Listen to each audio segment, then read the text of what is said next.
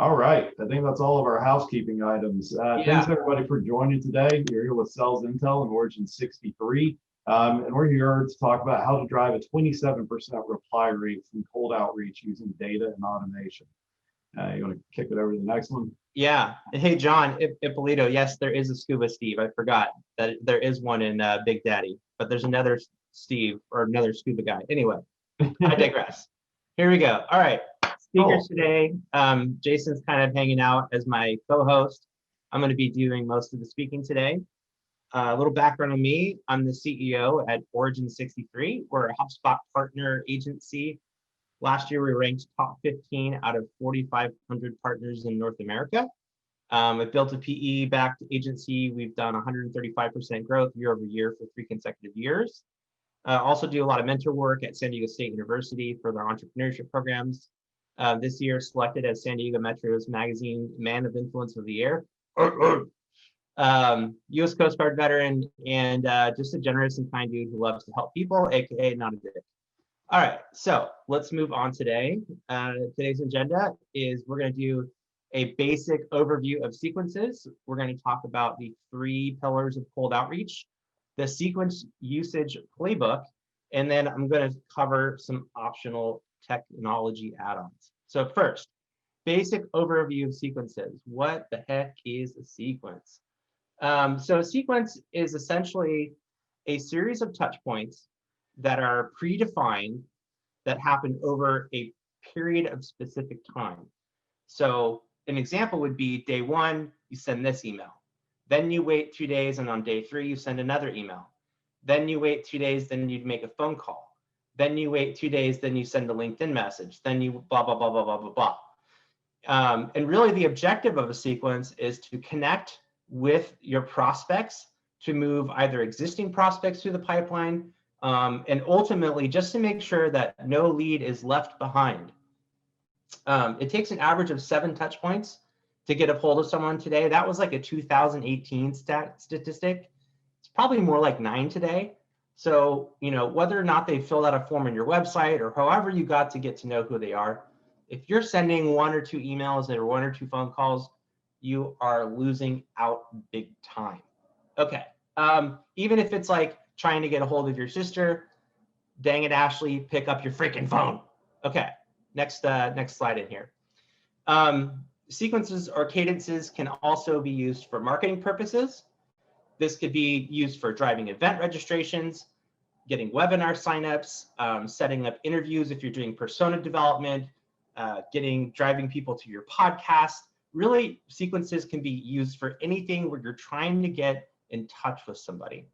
And just as one really basic example of how we use this for event marketing, we tied just under $1 million worth of revenue back to an event marketing campaign that we did last year, which was, I think, about 20 events on an $80,000 budget. So obviously a huge ROI there. I wish in-person events were still here because I'd have my last company still, but that's another story.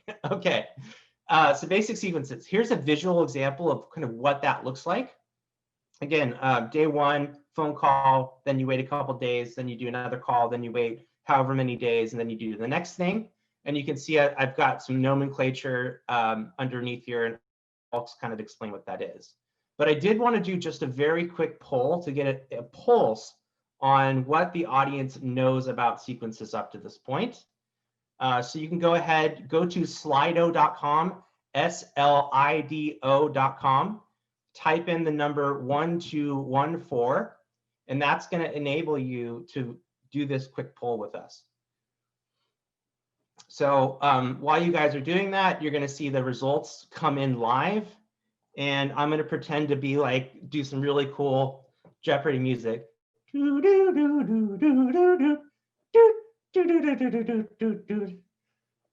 gosh, that was terrible. Just never hire me to sing at your wedding, please. Or if you do, like, we'll be best friends pretty much after that. Okay, cool, awesome. It's like watching like the horse race or something. Go intermediate, you're a winner. Betting the farm on you. Sweet, sweet. Okay, cool. Wow. 5% experts, 35% intermediate, next is novice. Okay, excellent. We've got a couple advanced people in here, and it looks like a couple of experts, some with some fundamental awareness. 0% of people who have never heard of sequences, so that's really cool to hear. I bet if we did a webinar like this a year ago, probably 50% would be in that category. So excellent. I'm going to go ahead and move on. I think this is a good representation of our audience, and thank you for that. All right, and the next poll I want to do is just a very quick poll on what CRM do you use? Because this is important when it comes to sequences. Not all CRMs have the ability to do sequences in the first place. And some CRMs have way better sequencing capability than others. So it looks like we've got HubSpot in the lead. Yay, I'm a HubSpot partner. Go HubSpot. Go back down, Salesforce, go back down. Okay, cool. Homegrown CRM not listed here. Probably like Outreach.io or SalesLoft, even though they're kind of not CRMs, they're more like sales engagement tools. Okay, Pipedrive, Keep, very cool. Awesome. Thank you for all your HubSpot for all you HubSpot users, and for all of those on Salesforce and want to use Marketing Automation Hub with Salesforce, let me know. Okay, cool. So let's get into the meat of this. There's basically 3 pillars of cold outreach. Boom, there's one. It's called automated sequences. And this is for low value prospects that can potentially get you introduced to influencers in the sales process, or they could be used for marketing. Pillar 2, these are call sequences, and these are for prospects that are in your ideal client profile, and they have the right job titles. They're typically influencers in the sales process, or they could potentially be a decision maker, just depending on your sales cycle and how easy it is to get to that decision maker. Then pillar 3, these are highly customized sequences, and these are for prospects who are the decision makers in the process. And we're going to go through each types of these and why it's important. So automated sequences, they should take up about 5% of your campaign bandwidth.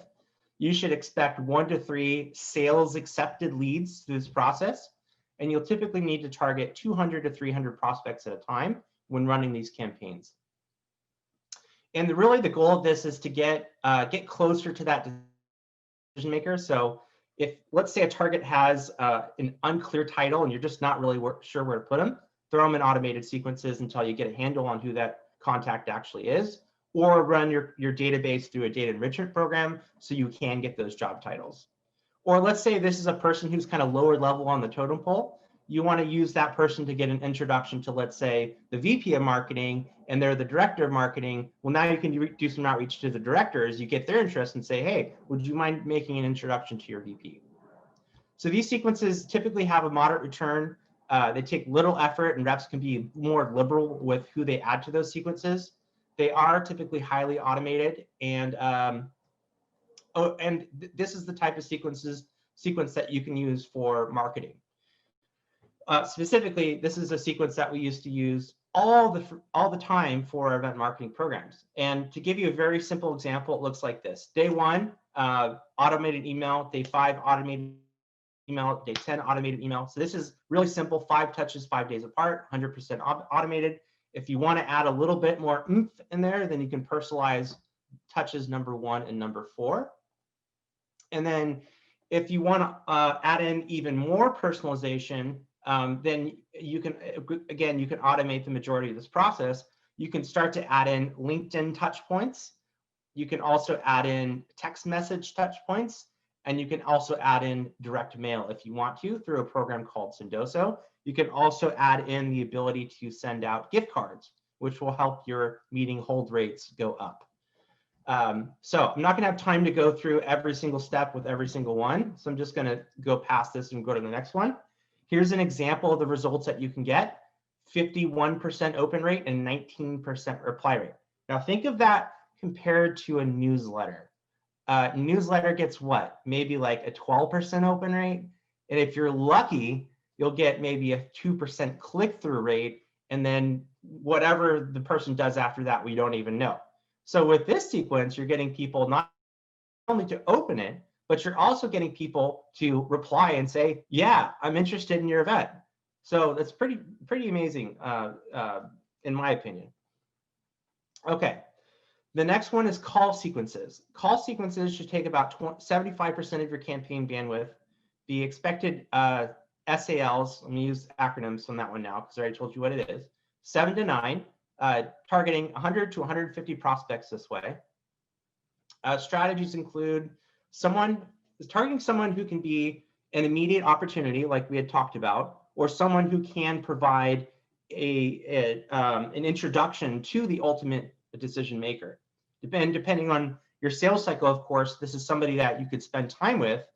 And if they're a champion in your decision-making process, then you can build them up. And when it's time to go to the decision maker, which could be a CEO, you've armed them with all the resources that they need in order to convince that CEO to make the decision going forward. So the vast majority of our time is spent here. It's imperatives that reps put the right prospects into call sequences, or any sequences for that matter. And definitely we do not want to put anyone into a call sequence unless we are confident they are a qualified opportunity. We are sending this deck out, so you'll go ahead and you'll get all of this, but a call sequence looks like this. And I'm going to go through each one of these so you can get just a little bit of the nomenclature here. So T1 means thread one. So you know how you can do different email threads. You can say, send 3 emails under one thread, or 5 emails under one thread, and then you can start a new thread. So this is thread 1, email 1, and it's a manual personalized email. So there is a template, but you write one line of personalization above the template. So you say, hey, Joe, saw that you're a Packers fan. Sorry you guys lost last night. Suckers, I'm whatever fan. And then underneath that, by the way, we're a company that does X and Y, and here's how we can help you. Is that something you're interested in learning more about? Okay, on that same day, we're doing a LinkedIn touch. So we're gonna do a profile view and we're gonna comment on a post just to show them that we've looked at them, we've done a little bit of our homework. Day 3, we're gonna do a double dial. So that's typically a call in the morning and a call in the evening. We're not going to leave a voicemail in the first call, because the second time we call, they're going to listen to the voicemail and they're going to know who we are. So we don't leave that first voicemail. It's optional to leave a voicemail in the second call. I typically don't until later in the sequence. And then it's also optional that you can send them a text message. On day 5, also on thread 1, we're going to do an auto reply. So this is an email that goes out automatically. We don't have to do anything, and it's still in that initial thread, plus a LinkedIn connection request. Then on day 8, we're going to do a double dial again.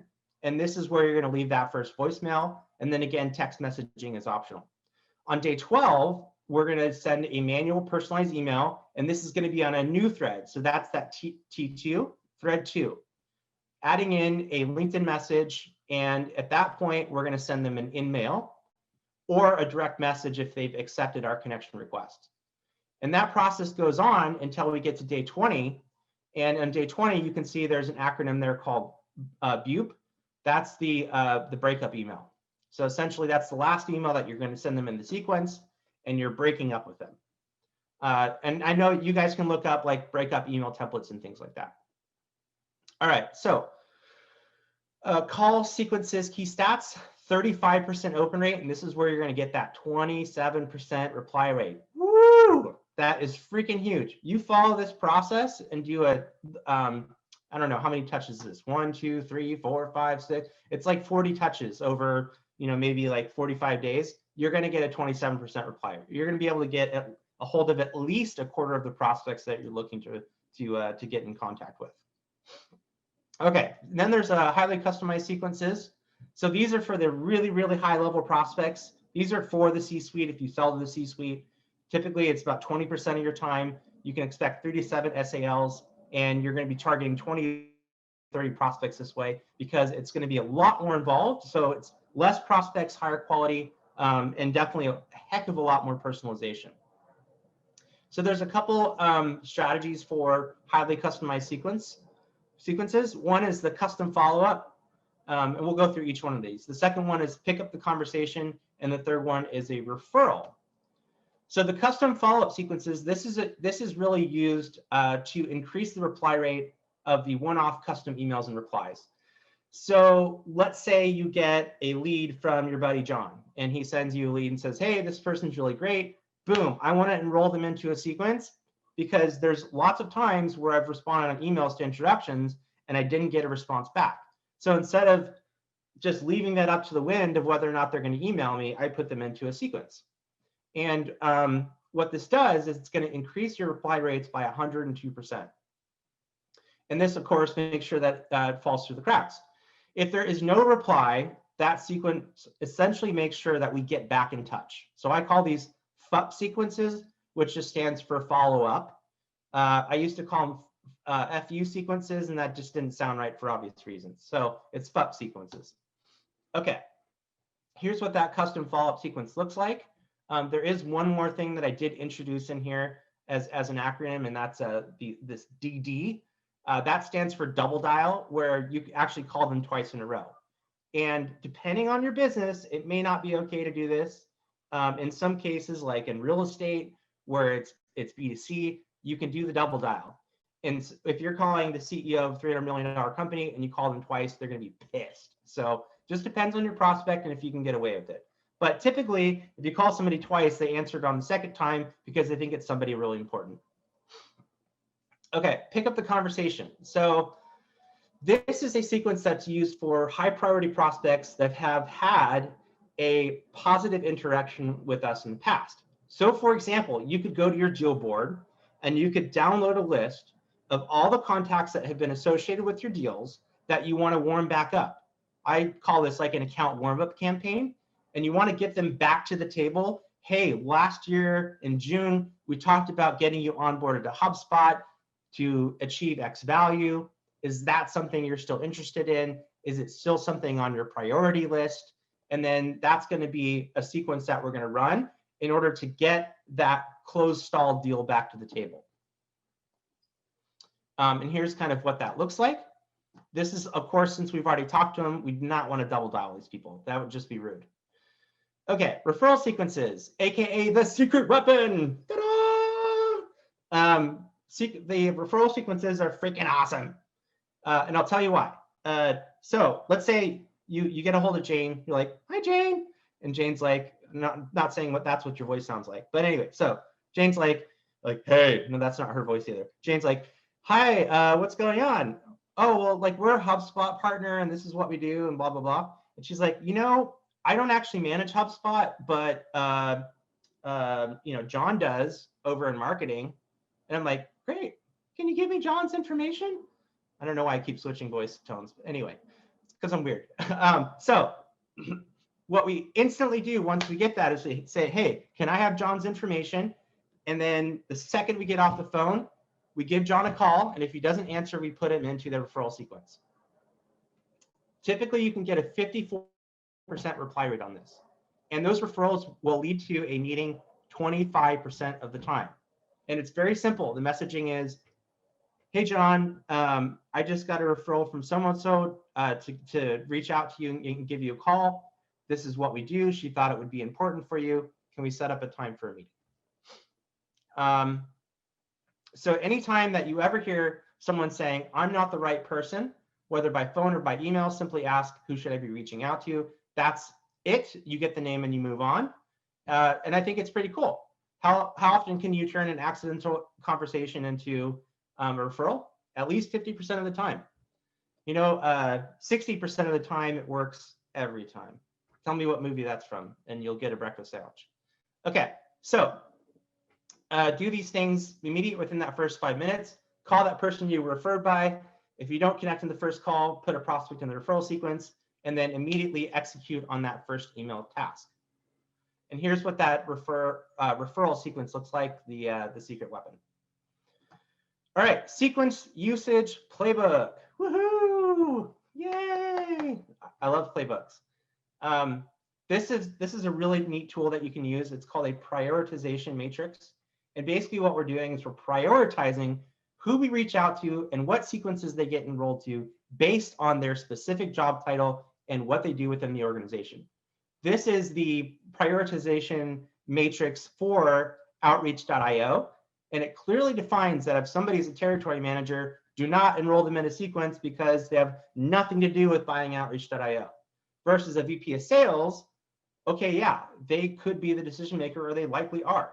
But let's say a COO, they're an influencer in the process, but they are not the decision maker, right? They would have to push it down back down to their sales team, and their VP of sales would have to be interested. The VP of sales would have to bring it back up and get approval. So you can create this prioritize.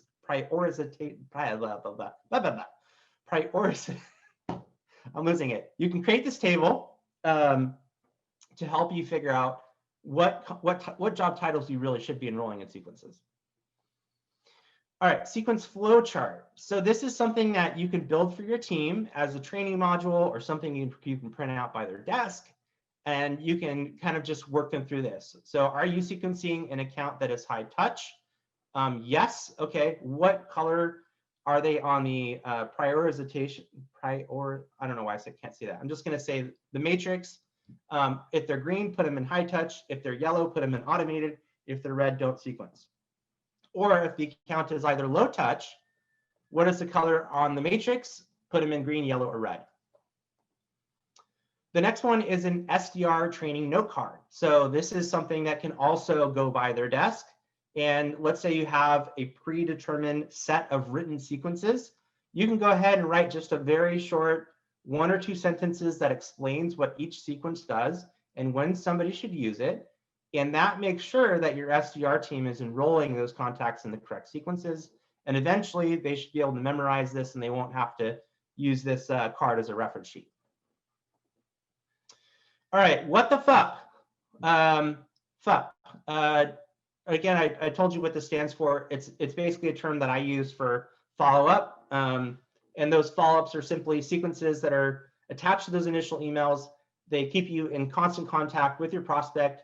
And we have a couple different follow-ups. One of them is custom message follow-up with calls, and the other one is without calls.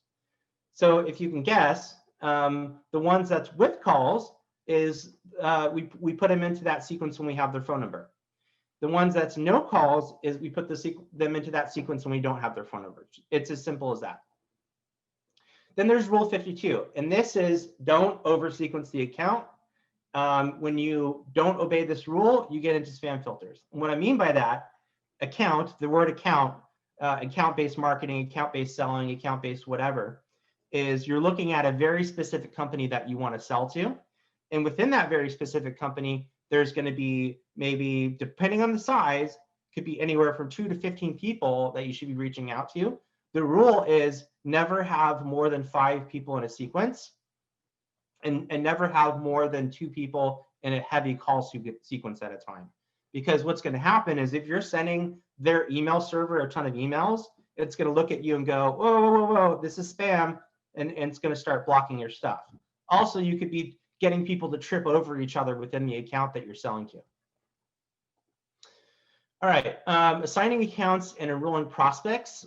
So each of your SDRs or AEs should only have 100 accounts that they're working at a time. If you are doing account-based selling, any more than that, and they're just going to be crazy overwhelmed and they're not going to get anything done. Also, I suggest only enrolling 13 contacts a day into a new sequence, or any sequence for that matter. 13 contacts a day is going to start your AEs or SDRs off pretty slow, and you kind of want them that way because you want them to get used to outreach and using the tools. Eventually, that's going to lead to an entire day worth of outreach and prospecting. So yeah, and then of course, if you can get cell phone numbers, like we obviously use Sales Intel. They're a partner of ours. They're phenomenal. Their data is good. What I do is when I pull a list and then I only upload cell phone numbers or direct dials to their desk. And that just makes it amazing in terms of getting a hold of contacts. In fact, if you use a tool, like a calling tool that assists you with making those phone calls, one of them that we use is called Connect and Sell. You can get a hold of a prospect every 1.5 to 2.5 minutes. So basically, you just log into their platform, you hit the go button, calls 6 people at a time. All of a sudden, it goes beep, and you're on the phone with somebody. It's totally rad. Okay. Email writing best practices. So this is just a little bit on gosh, I get so many cold emails per day and they're just terrible. They're awful. Oh, if I get another person trying to sell me SEO or paid search, I don't know what I'm gonna do. I'm gonna break the internet if I can figure it out. Okay, so remove any and all words and phrases or sentences that state the obvious that don't add value to the email. Like, how are you? Well, like, dude, really? Do you care how they are? Do they care about you? No, because you haven't met them yet, right? Or just following up to see if, well, duh, you're following up, you're sending me an email. So like, don't put that in there. Anything that doesn't add value, remove it. Email should be short, short, short, short, short, short, short. Can't emphasize that enough. We don't have time to sit there and read a novel because you want to sell your paid search products. Okay, so keep your emails to 2 to 3 sentences maximum and try to put a question at the end. This is what I like. Instead of saying like, hey, this is what we do and this is how we're awesome, and by the way, you should meet with me. Let's do coffee. You're like, no. Any type of B2B sale is a series of small commitments that lead up to a larger commitment. And the first thing that I want to do is I want to figure out, dude, are you guys even interested? Does this even make sense for you? So how I do that is I ask a question at the end of the email. I don't ask them for a meeting. And what I say is, does that resonate with you? So we help companies achieve X and Y benefit and get, whatever it is. Does that resonate with you? Or, hey, does it make sense for us to connect? And then they can either respond, yeah, it makes sense, or, go do something else. Okay, so space out your touch points. Oh, also on the marketing side, if you're promoting an event, put on a simple question there that says, are you interested in attending? Instead of sending them the link to register. And that way you'll get that really nice response rate of people replying back and saying, yes, I'd love to attend. I know I did some outreach for this and I didn't do that because I was running short on time, but that's the best practice. Okay, so space out your touch points for higher level executives as they don't check email as frequently. So I know, like, if you're reaching out to a CEO of a company and they're doing like $40 million in revenue and you send them an email every day, first of all, they're going to be pissed because you're not respecting their email inbox. And second of all, they're like 5 days in, they're going to be like, wow, how did I get 5 emails from this person? That's weird. Versus space them out. Maybe you send them an email every 7 days. And that way, like, they maybe they did or did not get the first email, but now they don't have all these emails in between. And that's a dead giveaway that it's automated if you have too many emails in between when they actually check their email. And then for hey Greg, real quick time check. Yeah. We're coming up on the end of the allotted time, so if you want to hit the high points here for the next few slides. Okay, cool. Yeah, we're like super close. I hope you guys can hold on just for a few seconds. So yeah, email writing best practices. I'll send this out. I'll put just some notes around it, and then technology add-ons. So some of my favorites. If you are on outreach, activating voice and text, it's pretty amazing. Your reps can place calls directly within the app. You can do that with HubSpot as well. Not the text, but you can do a third-party add-on. Some of my other add-ons, sales intel, obviously, 3 million contact records. You can pull them right into outreach or right into HubSpot. Pretty amazing, right into Salesforce. Sendoso, integrating direct mail or digital gifts, handwritten letters, anything from Amazon, boxes, alcohol, gift cards, you name it. Bombora, this gives you, helps you identify accounts that have purchase intent. And then another platform, Connect and Sell. And this is the one where you can use to basically 10x your conversations during the day. Yeah, and of course, with Bombora, you can actually get that inside of Sales Intel as well, directly with us. Yeah, absolutely. And then that's a great point. Thanks for mentioning that, Jason. And then here's some just other resources that you can check out. Sales Hacker, Sam Nelson, The Peak. Obviously, HubSpot has a great academy as well. And now we're going to go to the Q&A session. And Jason, maybe you could just help me read through the chat as we go through this of questions. Yeah, we got all but one moved into the Q&A. The only one that's still in chat was when enrolling contacts in a sequence using HubSpot, will HubSpot choose the best time to send the emails? Like, how can you send manual emails, send later in the next 24 hours, the best time this week? Good question. Yeah, I'll have to look that one up. I don't remember, honestly. I know that you can do like A/B testing within their email software to look at like, you know, best open rates during specific times. Maybe Dan Golden can answer that question in the chat. All right, and then Maria was asking thoughts on video email option as part of the sequence. Absolutely, 100%. Yep, yep. And all you do is you'd say like, okay, this one's going to be a manual email, and that manual email comes up as a task, and then you simply copy and paste your video in there, and then hit send. And that's your touch point of personalization. Sean was asking, with everybody working from home, do the 3 pillars of cold outreach change or adapt? Say it again.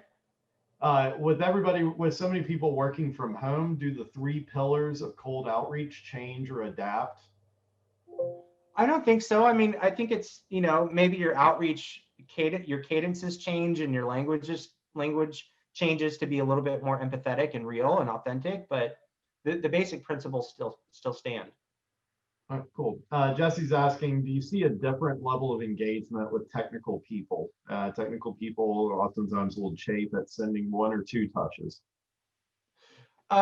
Yeah, definitely. I think like CTOs, CIOs are a little bit more sensitive. And maybe that's a case where you do want to space out the touches a little bit more, or just have more personalization. If you have an audience that's really sensitive to cold outreach, just make sure that whatever emails you're sending them are really valuable and really personalized, and they'll appreciate that.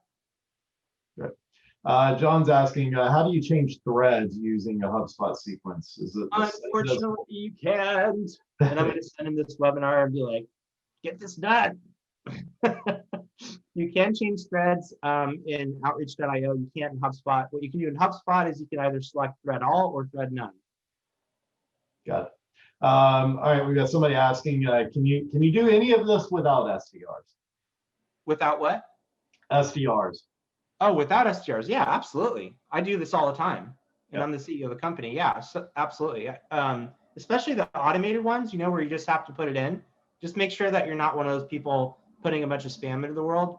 You know, if you're going to use automated, I would just highly suggest that you use automated to drive people to some type of event or experience that is going to add value for them. Good. Robert's asking, and I can take the lead on this one and let you chime in. Is using cell phone really the best first option? Wouldn't that upset people? So one, that's changed a lot over the last few years, and then that change has accelerated even more post-COVID. The other piece of it, though, is with some data providers like Sales Intel, we can actually distinguish between a work mobile number and a regular mobile number. And what that actually means when I say work mobile number, that means that, so we gather all our data from our own first party sources. And whenever we flag something as a work mobile number, it means we've encountered that number in a work context. So we've seen a business card where somebody put that mobile number on it. We've seen somebody register for an event where they use that mobile number. We've seen, you know, they've listed it on a website someplace. It's in an email signature, something like that. So we have seen that person or that company use that mobile number in a work context, in which case it's pretty fair game to reach out to them and call them. Yeah, absolutely. I think it entirely depends on your audience, right? Like if you're a real estate agent and you're trying to get a hold of leads, you got to be calling personal cell phone numbers all day long. In business, I think I'm okay with it just as long as you're not doing it. Again, it's all about adding value. It's all about like understanding who your customer is and having a level of personalization that if you call them, they don't mind. It's not going to irritate them. They're like, well, hey, at least this guy like spent 2 or 3 minutes learning about who I am. And when he called me, it just wasn't like, hi, we do blah, blah, blah, blah, blah, blah, blah. Can you talk to me? It's more like, hey, I saw you're working at this like tech company. You guys just raised a Series A. You know, you're looking to grow by 300% this year. That's what your blog said. And, you know, we can help you do that. Saw you're on HubSpot. Just curious about your thoughts, right? So if you've done your homework and your research and you can reach out to somebody and connect with them authentically and show that you took the time to get to know them before you made that cold call or before you sent that email, then I think it's going to be a lot better, a lot more well-received. Yeah, I mean, we actually had a good anecdote internally. We had one of our reps reach out to an executive at it was like a Fortune 1000 company. got him on his cell phone, and his immediate reaction was get all up in arms about like, you've got a lot of guts calling me on my cell phone, all of this stuff. And my rep actually turned it on its head. It's like, do you not have your reps calling on people? If they're not, Yeah, they're really just being order takers. And oh, by the way, wouldn't you like to know how I got your cell phone number? And we shared that on our Monday kickoff sales meeting, just laughing about it. It's a great story, stuff like that. The next day, we got word in, oh, by the way, we closed that account. yeah, absolutely. All right, we got one more from Brian. He's asking, how does HubSpot hold the user accountable to make the phone call step in the sequence? Is all the accountability of the task reminders? Great question. Okay, so yeah, so there's a couple ways to do it. One is you can create phone call tasks within HubSpot, and it can be kind of on an honor system that they're going to do it. The other way is you have them call through HubSpot, because you can make phone calls through the HubSpot platform, and that way you can look at a report. One report could say, hey, they checked off all their tasks. The other report could say, look, actually they made the phone calls. So I'd rather have them doing the phone calls through HubSpot. If that's not an option for you because you don't have enough call time or you don't have the right subscription, then of course, if you do see them checking off their tasks and they're not hitting the number of meetings they should be booking per week, then you know something's up. All right. Well, we're about 10 minutes over. I appreciate everybody that stuck around and hung around for this. Greg, this has been fantastic. Like I said, we'll send out a recap with both the recording as well as the deck, especially for those last few slides we had to rush through a little bit. You'll be able to go over those on your leisure. And then, of course, follow up with us. There's contact information for both of us on the last slide. Don't hesitate to reach out to either one of us directly, or you can reply to that email with the link to the recap. And we're happy to help you with any and all. Greg, thanks so much, man. This has been great. Yeah, and also I am offering a free coaching session if you want to talk about sequences or anything else relating to HubSpot. So we'll go ahead and we'll get this this link sent out as well if you want to chat. Awesome. And with that,